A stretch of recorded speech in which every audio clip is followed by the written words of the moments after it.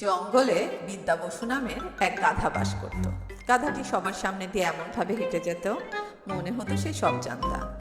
আর সে এমন ভাব দেখাতো যেন পৃথিবীর এমন কোনো বিষয় নেই যা সে জানে না।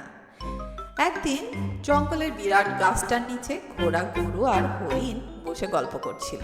দিন দিন সূর্যের তাপ কেন বেড়ে যাচ্ছে? ঘোড়া বলছে, পৃথিবীতে গাছপালার সংখ্যা কমে যাওয়ার কারণে তাপমাত্রা বেড়ে যাচ্ছে। এদের পাশে বসেছিল বিদ্যা বসু নামের ওই গাধাটি। গাধা বিদ্যা বসু ঘোড়ার কথার সাথে তাল মিলিয়ে বলতে লাগলো, একদম ঠিক বলেছ ভাই, আমিও এটাই ভাবছিলাম। গাছ কমে যাওয়ার কারণে পৃথিবীতে তাপমাত্রা বেড়ে যাচ্ছে।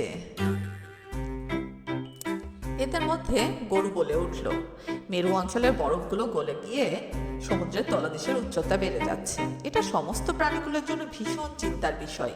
গরুর কথা শেষ না হতে গাধা বিদ্যা বসু আবার কথার সুরে সুর মিলিয়ে বলতে শুরু করলো, গরু ভাই, তুমি তো আমার মুখের কথা কেড়েই নিলে।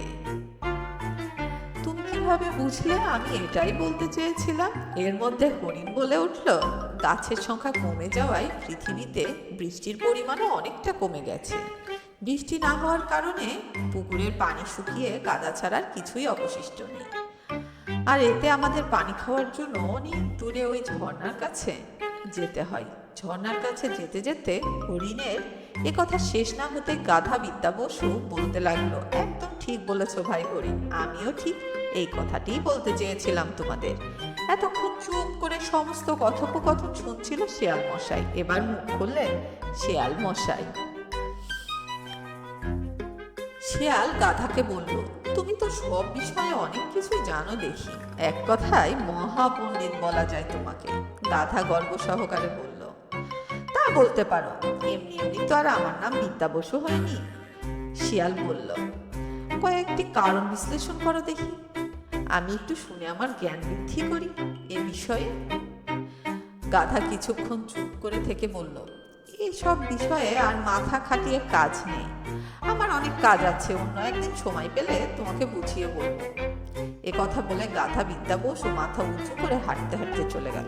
আমাদের মাঝেও এমন বিদ্যা বসু টাইপের মানুষের অভাব নেই। এরা এমন ভাব দেখায় যে পৃথিবীর সমস্ত জ্ঞান তারা হাতে নিয়ে ঘুরে বেড়াচ্ছে। যখন তাদের জ্ঞানের ভান্ডার সবার সামনে প্রকাশ করতে বলা হয়, তখন পাশ কাটিয়ে চলে যায়।